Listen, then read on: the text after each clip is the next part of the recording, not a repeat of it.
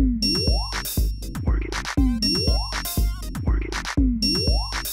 Work it. Nice work. Work it. Work it out. I gotta get to work it. Nice work. Cautious men at work. I'm unemployed, bitch. I got no work. Mark. Hello. Hi. Welcome to BloodWork. My name is Brian Turgans. My name is Andrew West. And my name is Sam Merlottes. And I'm the other Sam Merlottes. Hi. There's lots of Merlottes this week. Welcome to BloodWork, CampBlood.org, True Blood video blog. This is the recap of episode 8. This is the episode that Stephen Moyer directed. It's kind of a big deal. And it was crazy. It was crazy and amazing. And for an episode directed by an avowed heterosexual, there was a lot of man buns. Yes, he knows his audience well. He served up like heapin' helpings of pooper in this episode. Yes, did he not?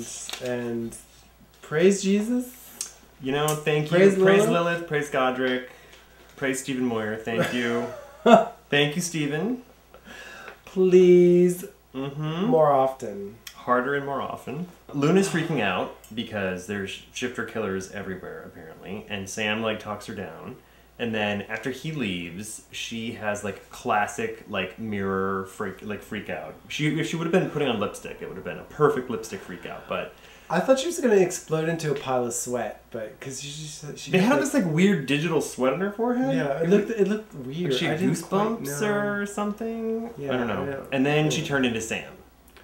Which I would do that every day if I could. The thing is that if Shifter kills another person, another Shifter in their family, is that the way it is?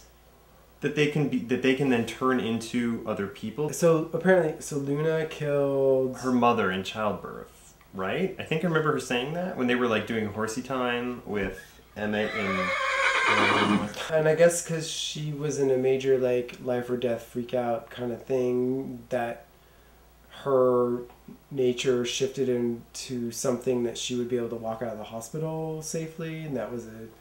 safely with her butt hanging out. Yes! Can I just say, Sam Trammell, like, I love that they threw another Shifter shifting into you storyline at you because you are so funny. And when, last season when Tommy shifted into you, you nailed Tommy. It was... You didn't nail Tommy, but you nailed acting like the actor. Yeah. And Sam, like, sashaying down, like, the hallway, and Oh my god. and he even nailed her, like, speech pattern perfectly. It was really good. It was really good. You It was really, really are funny. a good actor. Long overdue, some hilarious Samness. We need more of that. Okay, and so the scene where When Sam he's was holding cradling himself? Sam and gazing lovingly into Oh. Sam's eyes, and he calls himself handsome, and then they were totally gonna make out. There should have been a makeout. How But they can't amazing do that, would though. that have been? They That can't was- do that. Like, I don't think technically they can do that. Like, they could pull off, like, the Patty Duke show, you know, split screen stuff, but Patty Duke never made out with Kathy, did she? They could pull it off somehow, I'm sure. Sam has only seen the sights a girl can see from Bonton Heights.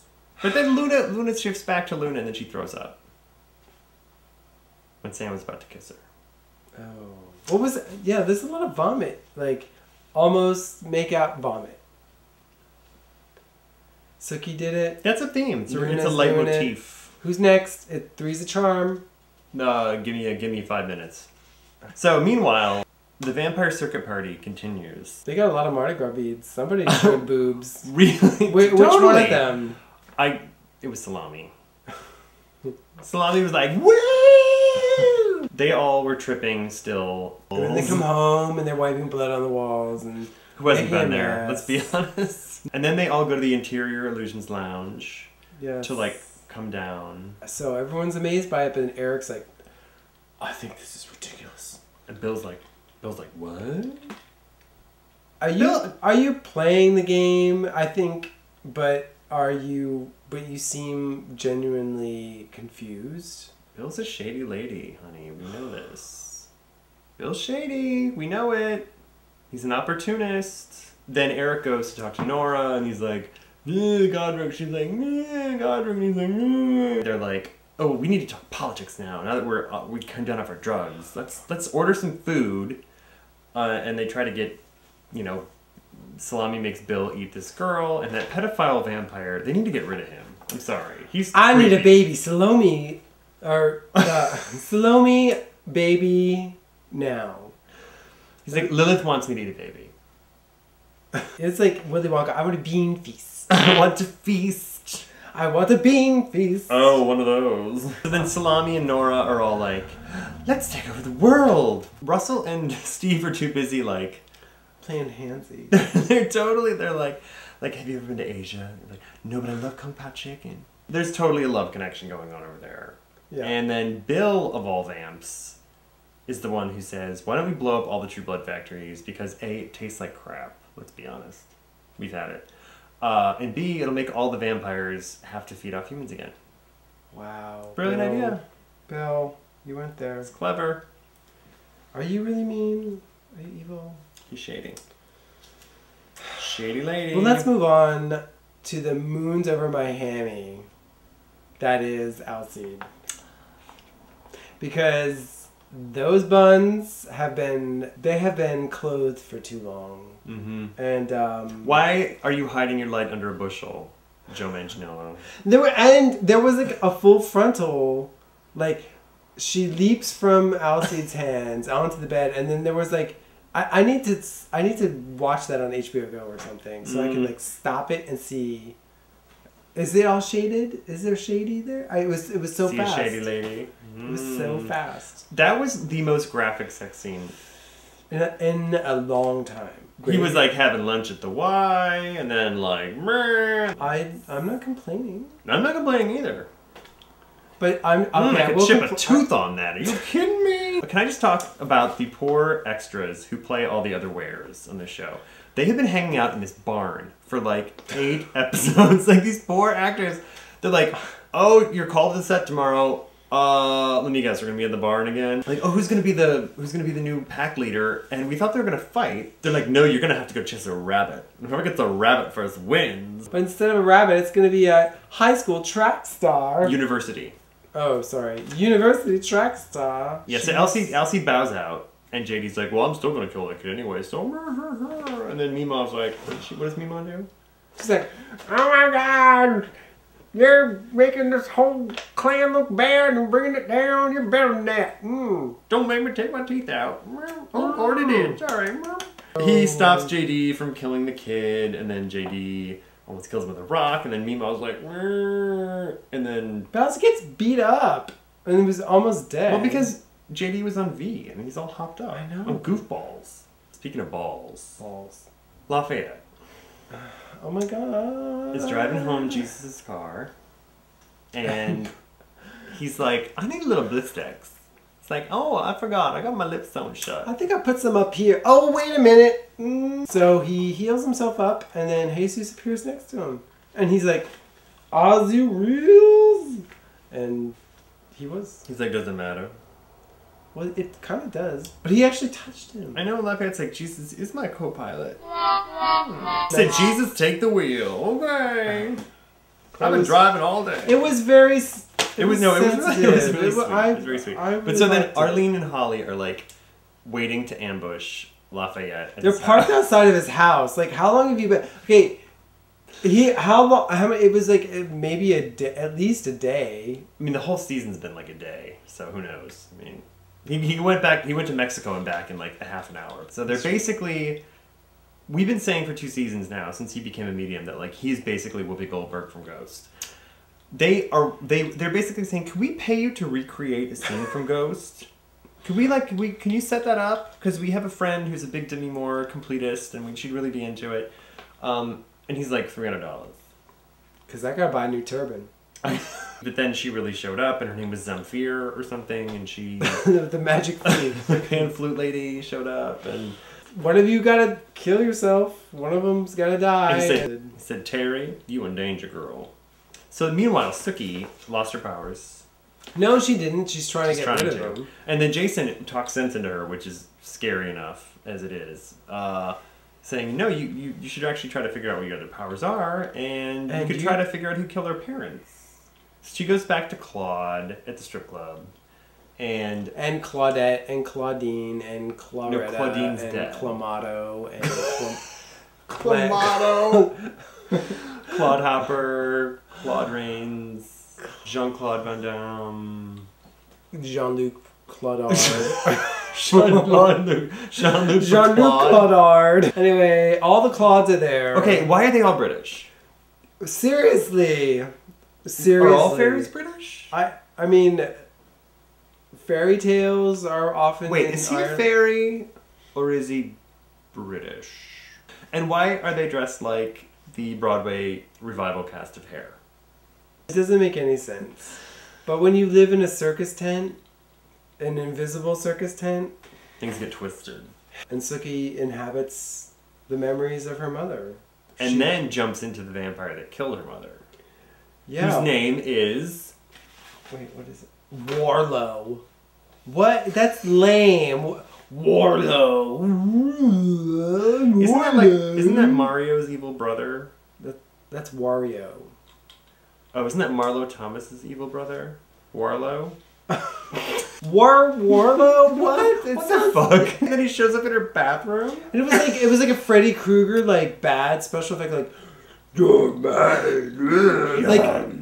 I mean, it was kind of cool to have that weird thing happening behind her, but then when she turned around, it was this 3D shimmering silhouette thing with a goofy voice. She's like, I'm doing 7-minute lips. Leave me alone.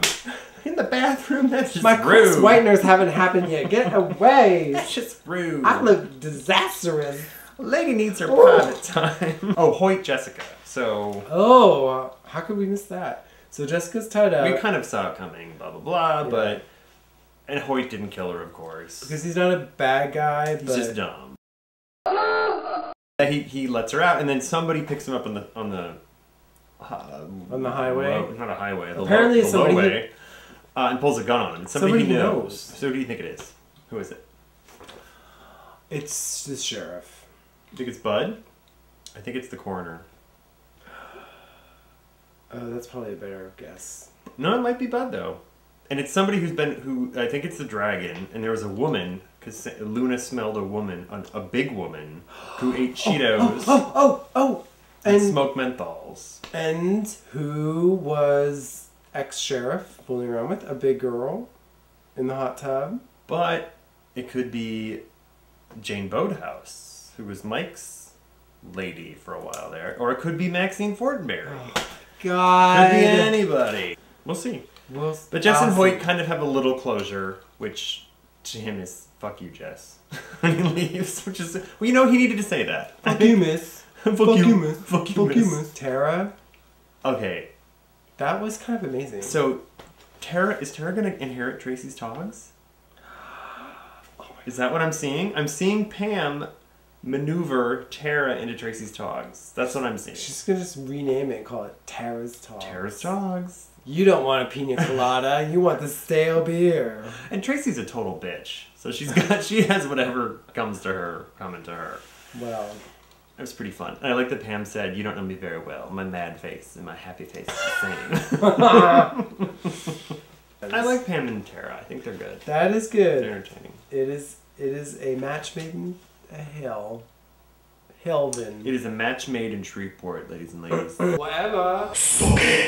Thinking about Sookie, I have some issues with okay, so you inhabit your mom's final moments, and you're not more shaken up about it, or kind of dealing with some of the baggage, maybe. Yeah, she didn't seem upset. I don't see any connection from there, but you should be messed up, because not only did you inhabit your mom and sort of relive her death, you relived her death and then inhabited the killer. You seem all a little bit too well put together, to be dealing with things. So Shame on you, Sookie Stackhouse.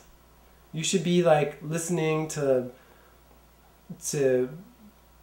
homeless pets music. Sarah McLachlan. You should be you should be listening to Sarah McLachlan and sipping hot cocoa and with all the lights out, wrapped in like a blanket, and all the lights out in your bed with a hot toddy. With a hot toddy. I will remember you.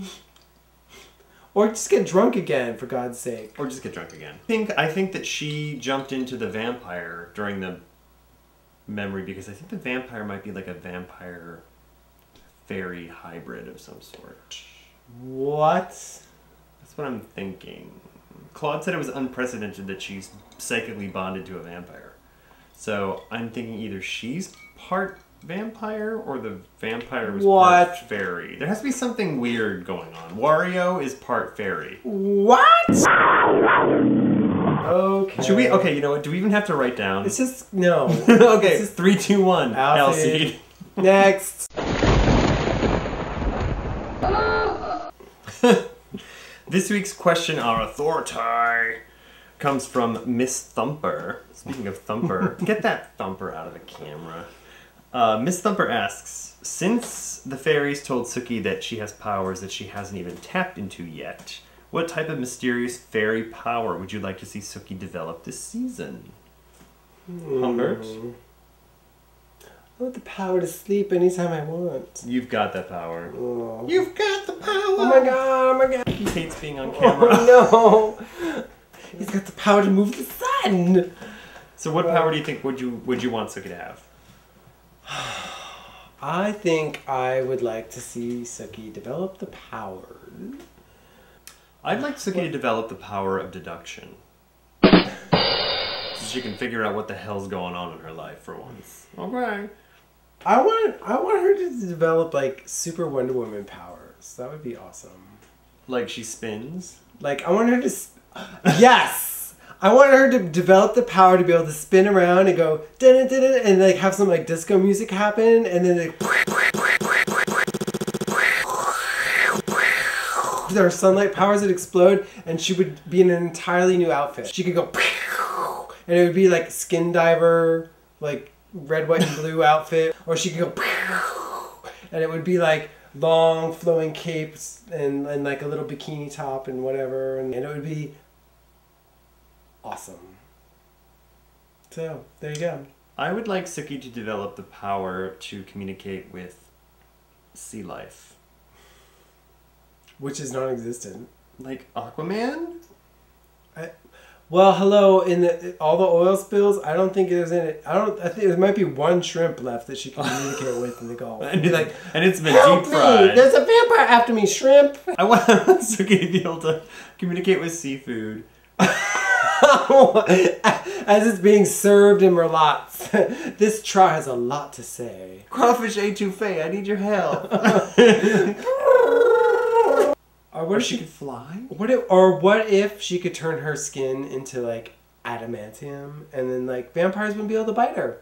Thank you, Miss Thumper, for your question. We could sit here all day pontificating on the various special powers that Sookie could develop. And you will be entered in the drawing at the end of the season because you were picked. And if you would like to be considered for the drawing at the end of the season, you can ask your question in the blog post comments, the YouTube comments, the Twitter comments at Camp Blood Buzz or at Andy Swist, or people have been putting in the Facebook comments. That's fine too. Anywhere, really. Just write it on a piece of paper and throw it out your window, and like Xanadu, it'll find us somehow. And second week of Xanadu references. What the F? 1 to 10 Grace Joneses, what would you give the episode? You know what? 9.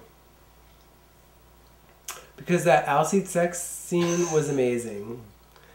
The Sam on Sam action was amazing. Amazing. We got Sam Boutte. We had amazing Lafayette Whoopi. We had It's true. What else did we have? We had, oh my god, Steve and Russell romance brewing. I'm loving all of this stuff. I took the fewest notes tonight of all nights because I was so busy enjoying the episode. I would say, I'd give it an 8. So, It was pretty good. It was bloody. It was funny. There were some really shocking, confusing moments. Luna turning into Sam was very unexpected. And amazing. I love watching him impersonate his co-stars. It's really, really funny. So, I don't know about Wario. I'm not too thrilled about the introduction of a new villain, like Again, a another lame, one. like Carmen Sandiego looking villain. So, okay, we have Russell villain, we have JD, we have a smoke monster villain. we have Zamfir. We have Zamfir. We have the shifter killers. We have like there's like 1,000 villains. So is The it, dragon. So I would say about an 8. Okay. So between the two of us, it's 8.5, which is also what we gave last week's, I think. So season's definitely improved. We'll see what happens. 4 up left. That is all for the week. We are unpacking boxes and, trying to set up the new BloodWork studio. And the cats are doing very well. Thank you, everyone, for all your wonderfully supportive words about our move and house and all that stuff like that. It's very, very sweet. And thanks for giving us the leeway to not be posting quite as much and all that, and doing the little skits and things like that, because we really just don't have the time.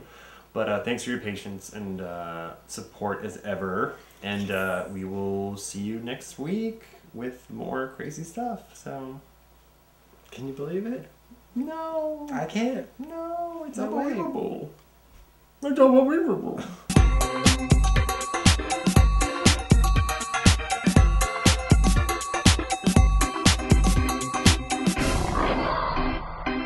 Wark.